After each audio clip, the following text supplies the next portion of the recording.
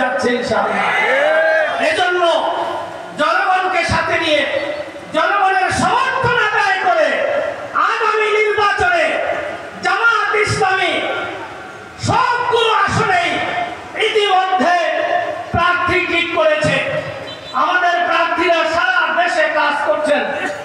বিশেষ করে এই ঢাকা 2 আসনে ইঞ্জিনিয়ার তৌফিক হাসান, যিনি মাঠে বেরিয়ে